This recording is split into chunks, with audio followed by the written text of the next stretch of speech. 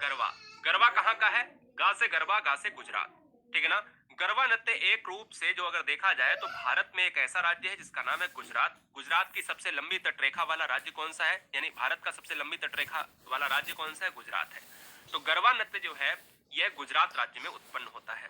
यह नाम संस्कृत शब्द से गर्व और दीप से लिया गया है, इसलिए इसका नाम गरबा बना है। गर्भ दीप बराबर गरबा। समझ में आया? तो ये आपको दिमाग में रखना है। आते हैं 7 नंबर हम त्योहार पर, 7 नंबर हम लोक नृत्य पर। कह रहा है, क्या कह रहा है, ध्यान दीजिएगा। तप्पाती कली जो है लोक नृत्य कहाँ का है? बड़ा अजीब नाम है, तप्पाती कली।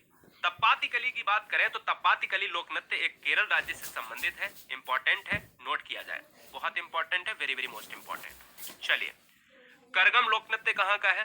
बहुत ही सुंदर सा प्रश्न आ सकता है एग्जाम में कि करगम जो है किस राज्य का लोक नृत्य है, किस राज्य का फोक डांस है? तो इंडिया के स्टेट में से करगम जो है आपका तमिलनाडु का है। क्या याद रखना है? तमिलनाडु क्षेत्र का है। ये दिमाग में बैठा, बहुत ही आसान बनेगा, टेंशन नहीं लेने देखिए।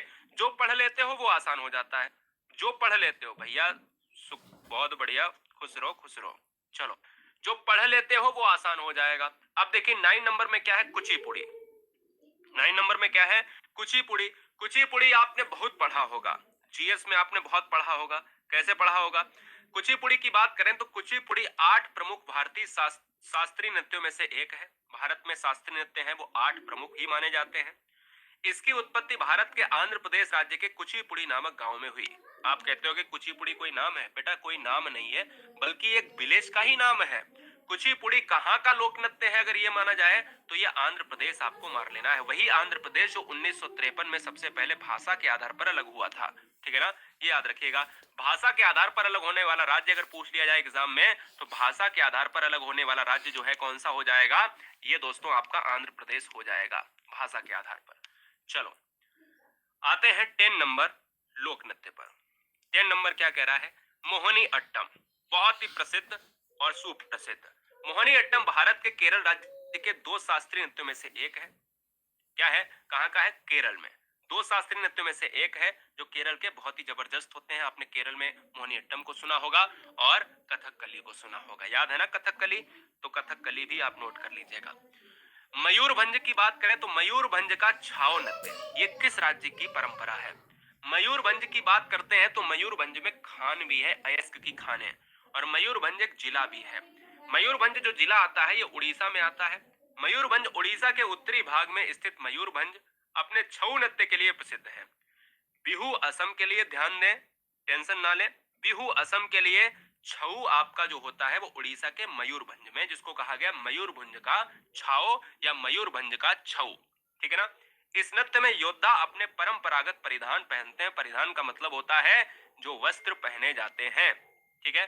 चलिए, ये बेटा क्या लिखा है जरा कमेंट कीजिएगा फटाफट, ठीक है। बहुत से बच्चों ने देखिए इसलिए पूछा कि बहुत से बच्चे क्या करेंगे, बहुत से बच्चों ने इसको देखा नहीं और बहुत से बच्चे इसको समझ रहे हैं इंडिया। अरे इंडिया तो है ही बेटा, इंडिया तो है ही, लेकिन क्या है? डांडिया हो जाएगा। क्या बेटा? डांडिया हो जाएगा। हाँ, डांडिया हो जाएगा। डांडिया लिखा है, इंडिया नहीं लिखा, डांडिया लिखा है। तो डांडिया क्या है? डांडिया को रास भी कहा जाता है। डांडिया को यहाँ क्या कहा जाता है? डांडिया खुद ही कहा जाता है। डांडिया रास ही है दोस्तों, याद रखिए, रास को ही डांडिया कहा जाता है। ना तो कंफ्यूज हो जाओ आप, ना तो कंफ्यूज हो जाओ। चलो देखिएगा, रास या डांडिया भारतीय राज्य में एक गुजरात से उत्पन्न होने वाला सामाजिक धार्मिक लोक नृत्य है और इसे नवरात्रि के त्योहार में लोकप्रिय तरीके से मनाया जाता है। याद रखिएगा। और अंतिम लोक नृत्य हम देखेंगे, इसके बाद हम चल रहे हैं क्वेश्चन पर। सुई सुनी लोक नृत्य। सुई सुनी लोक नृत्य कहाँ का है? मध्यकालीन भारत से निर्मित हुई राजस्थान की एक नृत्य कला है। तो सुई सुनी से आपको याद रखना है राजस्थान। ये दोस्तों आपको कतई नहीं भूलना है। सर हिंदी का क्लास कब स्टार्ट हो जाएगा? कल ही परसों से स्टार्ट कर देंगे, कल परसों से स्टार्ट कर देंगे। उसी में तुम्हारा सब कुछ हो जाएगा। सब कुछ जिसकी तैयारी कर रहे हो वो 8 बजे वाली अपनी हिंदी है ना, गोल्डन वाली, वो हमेशा के लिए